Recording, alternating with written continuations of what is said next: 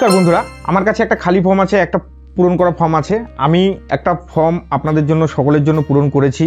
এই ফর্মটি আশা করি আপনাদের মনের যত রকমের প্রশ্ন আছে এই ফর্মটি আমার ফিল আপ করা যদি আপনারা দেখে নেন তাহলে হয়তো আপনাদের সব প্রশ্নের উত্তর আপনারা পেয়ে যাবেন। ফর্ম ফিল আপ করতে কি লাগবে এবং পশ্চিমবঙ্গের প্রতিটি নারী মহিলা এই ফর্মটি ফিল আপ করতে পারবেন কিনা, কি ডিটেলস দিতে হবে, সব এখানে বিস্তারিতভাবে আমি এই যে পশ্চিমবঙ্গ সরকারের যে নোটিশ দেওয়া ছিল সেই নোটিশ ফলো করে আমি ফিল আপ করেছি। আশা করি এই ভিডিওটি দেখলে আপনাদের সকল প্রশ্নের উত্তর আপনারা পেয়ে যাবেন এবং ফর্ম ফিল আপ করতে কী ডকুমেন্ট লাগবে, যেহেতু সবার সব ডকুমেন্ট লাগবে না, তাই ফর্ম ফিল আপটি পুরোটা দেখুন, তাহলেই আপনারা পরিষ্কার ধারণা পেয়ে যাবেন আপনাদের জন্য কোন ডকুমেন্ট ফর্ম ফিল আপের সময় লাগবে। চলুন শুরু করা যাক। ফর্মের শুরুতে 1 নম্বর পাতায় আপনারা দেখুন যে পারিবারিক পরিচয়ের ঘরে প্রথম 1 নম্বর প্যারাতে পরিবার প্রধানের নাম, যেখানে হেড অফ ফ্যামিলি এখানে আমি নাম দিয়েছি সুদীপ মণ্ডল। সুদীপ মণ্ডল হচ্ছে আমার বাবার নাম, ফ্যামিলির যে হেড অফ আছে আমার বাবা, তো তাই তার নাম দিয়েছি। এখানে একটা বলার বিষয় আছে, আপনারা ইংরেজি অথবা বাংলা যে কোনো একটা ভাষায় ফর্ম ফিল আপ করুন, কোনো সমস্যা নেই। বাংলা করলে বাংলা, ইংরেজি করলে ইংরেজি। তো পরিবারের প্রধানের নাম আপনারা এখানে দিয়ে দিলেন। যদি আপনাদের কোনো সমস্যা হয়, দেখবেন যে সব পরিবারের রেশন কার্ড আছে, রেশন কার্ডের ওখানে একটা হেড অফ ফ্যামিলি দেওয়া থাকে। এখানে অনেক ব্যাপার আছে যে একটা মেয়ে বিয়ে করে শ্বশুরবাড়িতে এসছে, কিন্তু তার ডিজিটাল রেশন কার্ড তো বাবার বাড়ির নাম ঠিকানা আছে, কিন্তু তাকেও এই যে পরিবারে সে এসছে, নতুন পরিবারে শ্বশুরবাড়ি পরিবার, সেখানে যে হেড অফ ফ্যামিলি তার নামটাই কিন্তু এখানে দিতে হবে। তারপরে 2 নম্বর প্যারাতে দেখেন জন্ম তারিখ, যে হেড অফ ফ্যামিলির যে জন্ম তারিখ সে সুন্দর করে এখানে দিয়ে দিবেন, দিন মাস বছর হিসাবে, এবং এগুলো সবকিছু কিন্তু আধার কার্ড অনুযায়ী আপনারা দেবেন। পরিবার প্রধানের আছে লিঙ্গ, পুরুষ মহিলা, যদি পরিবারের হেড পুরুষ হয় তাহলে পুরুষ টিক চিহ্ন দিয়ে দেবেন, আমি যেমন দিয়েছি। পরিবার প্রধানের আধার নম্বর আপনার 12 সংখ্যার যে আধার নম্বর সেটা এখানে সুন্দর করে বসিয়ে দেবেন। আমি এটা জাস্ট আপনাদেরকে দেখানোর জন্য এই নম্বরটি এখানে আমি দিয়েছি। 5 নম্বরে দেখেন ডিজিটাল রেশন কার্ডে পারিবারিক আইডি যদি থাকে, যদি কার্ডের পারিবারিক আইডি থাকে তবেই দিতে হবে। এটা বেশিরভাগ ক্ষেত্রেই অনেকেই জানেন না, যেমন আমি নিজেই জানি না। আমি আমার রেশন ডিলার দাদা আছে, তার কাছে শুনে নিলাম, তো বলছে আপাতত ওটা নাই রাখতে, যেহেতু আমার জানা নেই তাই ওটা আমি নাই রেখেছি। বা এনে আপনি যদি কোনো কিছু আপনার যদি না জানা থাকে বা আপনার কাছে সেটা দেওয়ার মতো অপশনে হয়, আপনি সেটাকে ফাঁকা রাখবেন, না এনে লিখবেন, না হয় ক্রস চিহ্ন দিয়ে কেটে দেবেন।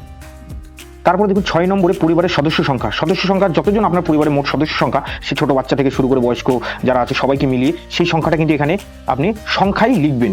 তারপরে নিচের 7 নম্বর অপশন দেখেন ঠিকানা আপনার যে স্থায়ী ঠিকানা সেটাই সেখানে দিবেন। সাং পোস্ট মানে আপনি ইংরেজিতে লিখলে ভিলেজ পোস্ট, তারপরে পিএস, তারপরে ডিস্ট্রিক্ট, তারপরে পিন মানে বাংলায় লিখলে সাং পোস্ট, থানা, জেলা, পিন নম্বর দেবেন এবং স্থায়ী ঠিকানার নিচে সেখানে টিক মার্ক দিতে হবে, না দিলেও কোনো সমস্যা নেই। 8 নম্বর পয়েন্টে দেখেন যোগাযোগ নম্বর, আপনার বিশেষত পরিবারের প্রধানের আধার নম্বরের সাথে সংযুক্ত মোবাইল নম্বর যেটা থাকে সেটাই কিন্তু আপনি দেওয়ার চেষ্টা করবেন এইখানে যোগাযোগ নম্বরের ঘরে। তারপরে 9 নম্বর পয়েন্টে আপনি দেখুন নাম, জন্ম তারিখ, লিঙ্গ, পরিবারের প্রধানের সঙ্গে সম্পর্ক, আধার নম্বর, পরিবারের সকল সদস্য, এখানে পরিবারের সকল সদস্যের এই প্যারাতে দিতে হবে। তো প্রথমে যেহেতু আমরা পরিবারের প্রধানের ডিটেলসটা আমরা উপরে দিয়ে দিয়েছি, তাই পরিবারের প্রধানের ডিটেলস এখানে চাইছে না, কিন্তু একটু ডান দিকে দেখুন 2টো পয়েন্ট আছে যেখানে বলা আছে অন্নপূর্ণা যোজনার জন্য আবেদন করা হচ্ছে, হ্যাঁ দেওয়া আছে, সঙ্গে পাশে একটা বক্স দেওয়া আছে। সেখানে যদি যে ক্যান্ডিডেট অন্নপূর্ণা যোজনার জন্য এই অ্যাপ্লাইটি করছে তার ক্ষেত্রেই শুধুমাত্র এই হ্যাঁ এখানে টিক চিহ্ন দিতে হবে।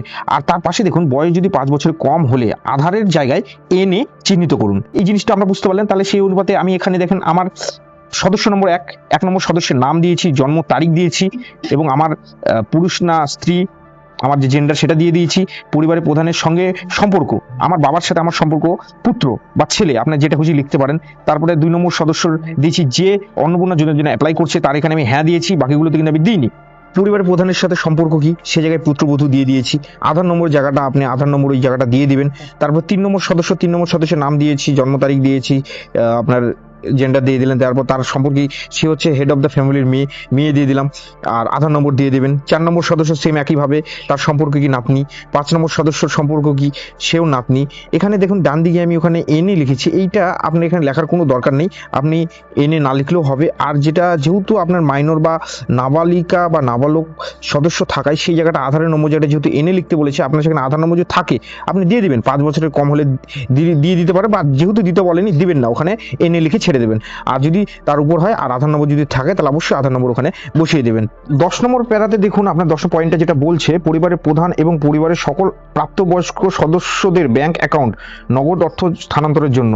এখানে দেখুন HOF হেড অফ দ্য ফ্যামিলির যেটা আছে ব্যাংক, কোন ব্যাংকের সেখানে দিয়ে দেবেন। আপনারা এখানে বলে রাখি আপনারা চাইলে ইংরেজিতেও ফিল আপ করতে পারবেন, যদি আপনাদের ইংরেজিতে লিখতে সুবিধা হয় তাহলে আগাগোড়া আপনি ইংরেজিতে ফিল আপ করবেন এবং বড় হাতের অক্ষর সবসময় দিয়ে লিখবেন। তো এখানে আমি বাংলা করছি, বেশিরভাগটা বাংলা দিয়ে করছি। ব্যাংক নেম দিয়ে দিলাম, তারপরে অ্যাকাউন্ট নম্বরটা দিয়ে দেবেন, ব্যাংকের অ্যাকাউন্ট নম্বরের ঘরে অ্যাকাউন্ট নম্বর দেবেন, তারপরে IFSC নম্বর কোড নম্বরটি দিয়ে দিবেন। IFSC কোড নম্বর সেম সদস্য নম্বর 1, যেহেতু সদস্য নম্বর 1 ওখানে আমি ছিলাম তো আমার ডিটেলসটা আমি ওখানে দিয়ে দেবো, আমার ব্যাংক অ্যাকাউন্ট নম্বর এবং IFSC কোড সেম। 2 নম্বর সদস্য, এখানে যে আমি 2 নম্বর সদস্য সে হচ্ছে অন্নপূর্ণা যোজনা অ্যাপ্লাইকারী, তার ডিটেলসটা এখানে ভালো করে দিয়ে দিতে হবে, তো যেন কোনো ভুল না হয়, নাহলে তার অ্যাকাউন্টে টাকা ঢুকতে অসুবিধা হবে। তো এইভাবে দেখে নেবেন, যেহেতু ডিবিটি লিঙ্ক করা যেন থাকে, ডিবিটি লিঙ্ক করা অ্যাকাউন্টগুলোই এখানে দেবেন। আর সদস্য 3, 4, 5 এদের অ্যাকাউন্ট নেই, তাই এদের অ্যাকাউন্ট না দিলেও কোনো সমস্যা নেই। তারপরে দেখুন 11 নম্বর কলামে 3 নম্বর পৃষ্ঠায় হচ্ছে সবার ভোটার তালিকার অংশ নম্বর সহ লাগবে। এইখানে দেখুন হেড অফ ফ্যামিলির এপিক নম্বর, বিধানসভা ক্ষেত্র অংশ নম্বর, সেখানে এপিক নম্বর দিয়ে দিবেন, কোন বিধানসভা আপনারা ভোট দেন এবং সেই বিধানসভার নম্বর কত, বাস এইটুকুই। প্রত্যেকেরই তাই, আশা করি একই পরিবার হলে সবারই এই ঘরটা একই হবে, শুধু ভোটার কার্ড বা এপিক নম্বরটা আলাদা হবে, সেম দিয়ে দেবেন। আর যাদের নেই তাদের ঘরে এনে লিখে দিবেন বা ক্রস চিহ্ন দিয়ে দিবেন, তাহলেই কিন্তু এই 11 নম্বর পয়েন্টটা আপনাদের ফিল আপ হয়ে যাবে। এরপর দেখুন 12 নম্বর বিভাগ। এই বিভাগটি হচ্ছে আপনি জাতিতে কোন শ্রেণীভুক্ত সেটাকে এখানে আপনাকে ফিল আপ করতে হবে। আপনি যদি কোনো নির্দিষ্ট ক্যাটাগরি জাতিভুক্ত হন তাহলে আপনাকে সেখানে রাইট চিহ্ন, যেহেতু আমরা SC তপশিলি জাতি, তাই এখানে আমরা এই ঘরে আমরা বক্সের ঘরে আমরা রাইট চিহ্ন দিয়েছি। আর আপনি যদি জেনারেল হন তাহলে আপনাকে সবার উপরেরটা দিতে হবে। আর যদি নির্দিষ্ট কোনো স্পেসিফিক জাতিভুক্ত হন তাহলে আপনাকে এরকম বক্সের মধ্যে রাইট চিহ্ন দিতে হবে। এবং মনে রাখবেন যে আপনাদেরকে কিন্তু এই কোনো যদি জাতিভুক্ত আপনি যদি টিক চিহ্ন দেন তাহলে কিন্তু তার প্রমাণপত্র কিন্তু আপনাদেরকে জমা দিতে হবে সাথে করে। খ, রেশন কার্ড ও খাদ্য ভর্তুকি। 1 নম্বর কলামটি দেখুন, আপনার কি ডিজিটাল রেশন কার্ড আছে? অবশ্যই আছে, তাহলে উত্তর হ্যাঁ হবে, এখানে হ্যাঁ এখানে রাইট চিহ্ন দিবেন, সিম্পল। যদি হ্যাঁ হয় তবে কার্ডের ধরন লিখুন। আপনারা অনেকেই সবাই জানেন যে আপনাদের কার্ডের সবার কার্ড আলাদা আলাদা হয়, আলাদা আলাদা শ্রেণীভুক্ত, তাই এইখানে যে অপশনগুলো আছে সেখানে আপনারা রাইট চিহ্ন দেবেন। যেহেতু আমাদের PHH আমরা এখানে দিয়ে দিচ্ছি, কারো যদি ভর্তুকিহীন হয় তাহলে সে ভর্তুকিহীন এই ঘরে দিয়ে দেবে, কারো যদি RKSY2 হয় তাহলে সে সেখানে দিয়ে দেবে।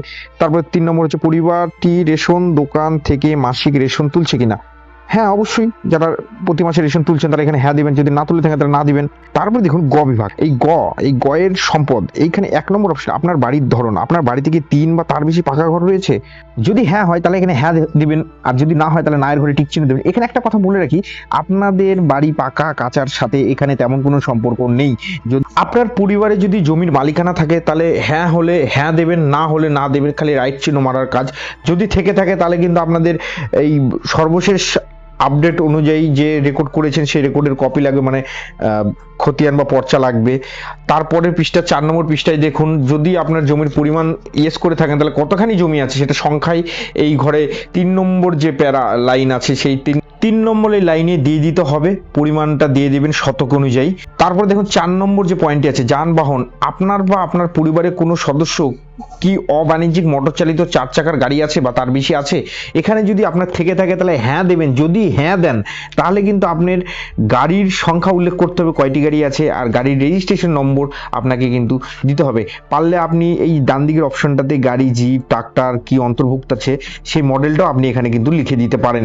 আর যদি না হয় তাহলে না এর ঘরে আপনি রাইট চিহ্ন দিবেন, দিয়ে বেরিয়ে যাবে। 5 নম্বর দেখুন পরিবার ভিত্তিক সদস্যদের স্বাস্থ্য বীমা।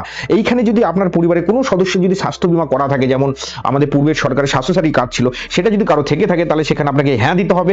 হ্যাঁ দেওয়ার পর সেখানে আপনি যেটা কার নামে সদস্য 1 হেড অফ ফ্যামিলি যার আছে তার ঘরে আপনাকে রাইট চিহ্ন দিয়ে, সরকারি হলে সরকারি ঘরে রাইট চিহ্ন দিতে হবে, বেসরকারি হলে বেসরকারি থেকে থাকলে, এবং কত প্রিমিয়াম বিবরণ সেই বিবরণটাও কিন্তু আপনাকে দিতে হবে, আর বিমার অঙ্কটা কিন্তু আপনাকে দিতে হবে। আর যদি না থাকে তাহলে আপনি নায়ের ঘরে রাইট চিহ্ন দেবেন।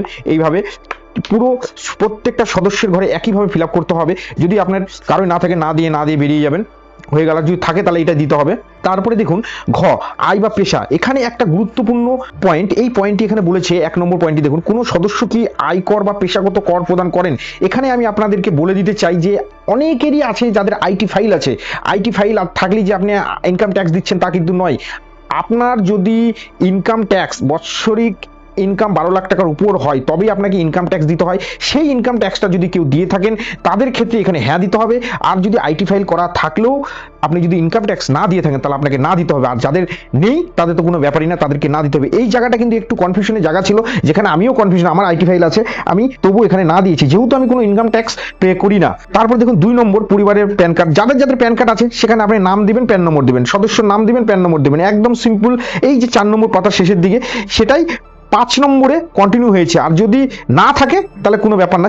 এবারে আসি 3 নম্বর কলামে কর্মসংস্থানের ধরন। পরিবারের প্রধান, হেড অফ ফ্যামিলি, তার কি এখানে বিভিন্ন রকম অপশন আছে, সরকারি ক্ষেত্রে, বেসরকারি ক্ষেত্রে, বেতনভুক্ত কর্মচারী, সংগঠিত ক্ষেত্রে, স্বনিযুক্ত উদ্যোক্তা, ব্যবসায়ী, মালিক ইত্যাদি, আংশিক সময়ে কর্মরত, পার্ট টাইম, অসংগঠিত ক্ষেত্রে স্বনিযুক্ত কারিগর, শিল্পী, কৃষক ইত্যাদি। যেহেতু আমরা কৃষক তাই আমি কৃষকের ঘরে এখানে ক্লিক করে দিলাম। তারপর পরিযায়ী শ্রমিক হলে পরিযায়ী, বেকার হলে বেকার, অন্যান্য হলে অন্যান্য দিয়ে দেবেন।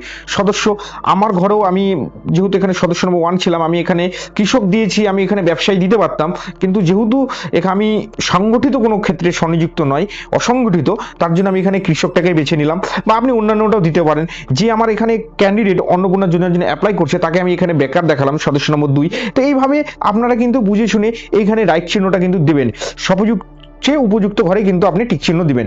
তেমনি 5 নম্বর পাতাটা হয়ে গেলে আপনি পরের পাতা 6 নম্বর চলে যাবেন। 6 নম্বর পাতায় গেলে আপনি সেম দেখতে পাবেন সদস্য নম্বর, যেগুলা আপনাদের নাবালক বা জুনিয়র, সেগুলা ক্ষেত্রে আপনি কিছু দিলেও হবে, না দিলেও হবে, বেকার লিখে ছেড়ে দেবেন, এটা কোনো ম্যাটারই করবে না। 4 নম্বর কলামটা দেখুন, পরিবারের শিক্ষিত প্রাপ্তবয়স্ক সদস্যদের সংখ্যা এবং পরিবারের অশিক্ষিত প্রাপ্তবয়স্কের সংখ্যা। যেহেতু এখানে আমার 5 জনের মধ্যে মনে করেন যে আমার 2 জন শিক্ষিত বা 1 জন অশিক্ষিত, এইভাবে আমি এটা বোঝানোর জন্য লিখেছি। এখানে একটু হবে 3 আর 2, সেখানে আমি 2 আর 1 লিখেছি। এখানে আপনার যেটা আপনার পরিবারের শিক্ষিত সংখ্যা সেটা লিখবেন, আর অশিক্ষিত সংখ্যা যেটা সেটা লিখবেন। প্রথমে দেখুন পরিবারের প্রধান, এই হেড অফ ফ্যামিলি, তিনি অশিক্ষিত, যেহেতু প্রাথমিক বিদ্যালয়ে তিনি পাশ করেনি তাই সেখানে আমি অশিক্ষিত দিয়ে দিলাম। আর সদস্য 1, সদস্য 2, সদস্য 3 তারা শিক্ষিত এবং তাদের শিক্ষাগত যোগ্যতা আমি দিয়ে দিলাম। আপনারা বাংলায় লিখলে বাংলায় লিখবেন পুরোটা, ইংরেজিতে লিখলে ইংরেজিতে লিখবেন। ইংরেজিতে এখানে বেশি সুবিধা লেখার, আমি যেহেতু বাংলা লিখেছি তাই বাংলায় লিখবো, তাই এটা আপনাকে দেখানোর জন্য আমি দুটোই লিখেছি। 6 নম্বর পৃষ্ঠা কমপ্লিট হয়ে গেলে আপনারা পরের পৃষ্ঠা 7 নম্বর পৃষ্ঠায় চলে যাবেন। সেখানে আপনি দেখুন 5 নম্বর পয়েন্টটি, 7 নম্বর পৃষ্ঠায় দেখুন আপনারা কিন্তু অনেকগুলোই পয়েন্ট আছে। 5 নম্বর পয়েন্ট হচ্ছে কোনো সদস্য কি কোনো সাংবিধানিক পদ, মন্ত্রী, সাংসদ, বিধায়ক, পৌর, স্থানীয় সংস্থা এবং পঞ্চায়েত সংস্থার প্রাক্তন বর্তমান ধারক। এখানে উত্তর বেশিরভাগই না হবে, না দিবেন। মানে এক কথায় কেউ যদি কোনো আপনার গ্রামের মেম্বার, সাংসদ, বিধায়ক এইসব যদি হয়ে থাকে তাহলে হ্যাঁ দিতে হবে। আর যদি হ্যাঁ হয়ে থাকে তার সদস্য নম্বরটা এখানে দিতে হবে।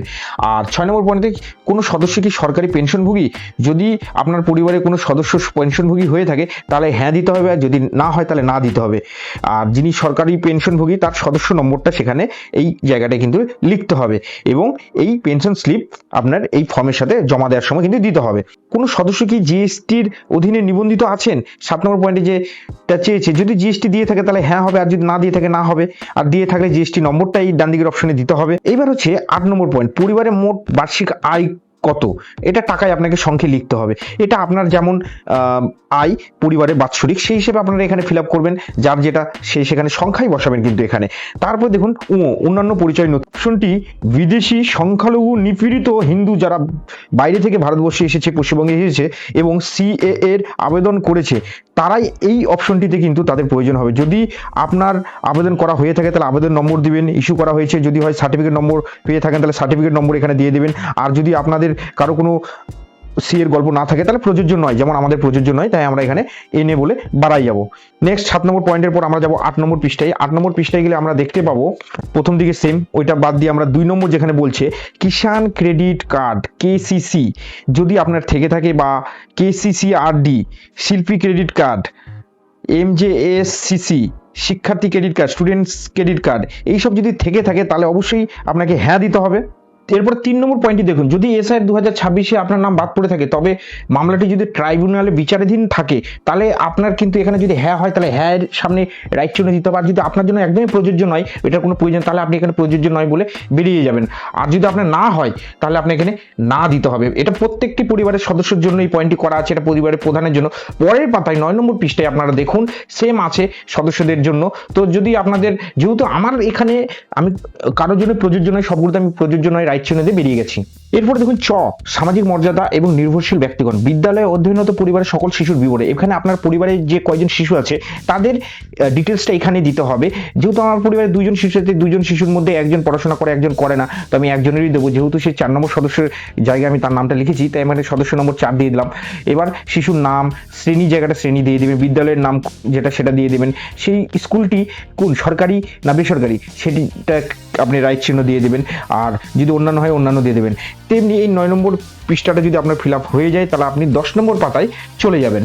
10 নম্বর পাতায় দেখুন আপনার সেম অনেকগুলো অপশন দেওয়া আছে। যেহেতু একজন শিশু আপনার যদি না থাকে তাহলে কোনোটাই ফিল আপ করার প্রয়োজন নেই, এখানে যদি নাই থাকে তাহলে কিন্তু ফিল আপ করবেন না। এবার শিশুদের টিকাকরণ বর্তমান অবস্থা, এবার শিশুদের যে টিকাকরণ, আমার ধরেন টিকাকরণের যে বাচ্চা, সেই বাচ্চার যে টিকাকরণ হয়ে গেছে বা হবে সেইটা আমি হ্যাঁ দেবো।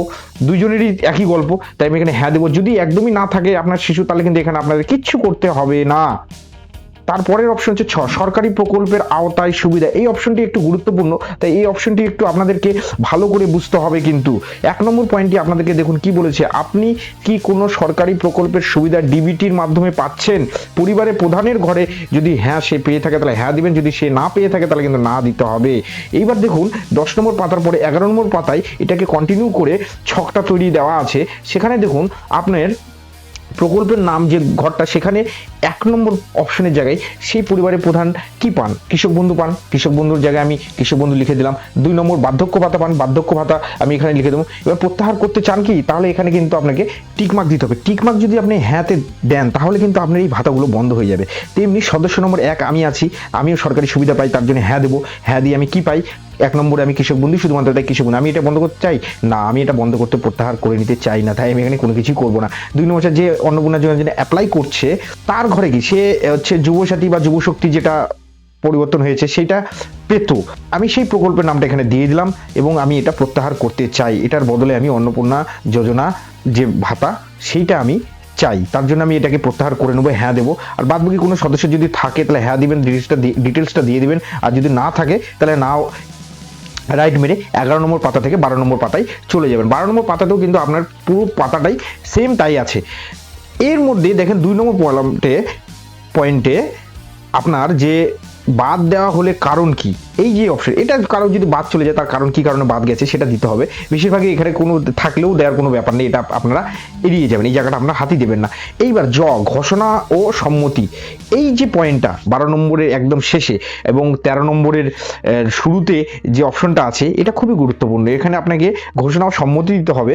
আমি এই মর্মে ঘোষণা করছি যে উপরে প্রদত্ত তথ্য আমারও জ্ঞান বিশ্বাস অনুযায়ী সত্য ও প্রযোজ্য ক্ষেত্রে আমি সকল সহায়ক নথি প্রদান করেছি এবং উপরে উল্লেখিত কোনো মানদণ্ড বাদ দিইনি। আমি অবগত যে আমার প্রদত্ত কোনো তথ্য মিথ্যা প্রমাণিত হলে আমার সামাজিক সুরক্ষা সংক্রান্ত সুবিধাসমূহ বন্ধ হয়ে যেতে পারে। এইখানে আপনাকে 12 নম্বর পেতে কোনো সম্মততে রাইট চিহ্ন দিতে হবে এবং এইখানে স্বাক্ষরের জায়গায় আপনার সইটি করতে হবে। যে অন্নপূর্ণা যোজনার জন্য এই অ্যাপ্লাইটি করেছে তাকে এখানে সই করতে হবে। শেষ হয়ে গেল ফর্ম ফিল আপের। তারপর দেখুন শুধুমাত্র সরকারি ব্যবহারের জন্য এই যে পোর্শনটা, এই পোর্শনটা আপনারা হাত দেবেন না, এখানে কিচ্ছু করতে হবে না। যে ফর্মটা জমা নেবে সেই এখানে আপনার এই আবেদনপত্রটি গ্রহণ বা প্রত্যাখ্যানের জন্য সুপারিশ করছি বলে তার নিজের যে জায়গা আছে সেখানে সই করে রেখে দেবে। তো এইভাবেই আপনাদেরকে এই পুরো ফর্মটা ফিল আপ করতে হবে। তো এইবার বিষয়টা আপনারা অনেকটাই হয়তো আশা করি স্পষ্ট হলেন যে আপনার ক্ষেত্রে ফর্ম ফিল আপের জন্য কি কি ডকুমেন্ট লাগবে সেই জিনিসটা কিন্তু সবার জন্য সমান না, সবার ক্ষেত্রে কিন্তু সমান না। কিন্তু বেসিক হচ্ছে আপনার Aadhaar card, voter card, PAN card, ব্যাংকের বই, ডিবিটি লিঙ্ক করা, তারপরে যদি জমির কাগজ থাকে, রেশন কার্ডের ডিটেলস, সব আপনাদেরকে দিতে হবে। কোনো প্রশ্ন থাকে তাহলে কমেন্ট বক্সে প্রশ্ন করুন, আমি আপনাদের সকল প্রশ্নের উত্তর দিয়ে আপনাদেরকে সব রকম সহযোগিতা করার চেষ্টা করব। আর এই ভিডিওটি সবার মাঝে ছড়িয়ে দিন যাতে সবাই এই ফর্ম ফিল আপ সম্পর্কে সচেতন হয় এবং সঠিকভাবে ফর্ম ফিল আপ করতে পারে। আশা করি সকলে ভালো থাকবেন, সুস্থ থাকবেন। ধন্যবাদ।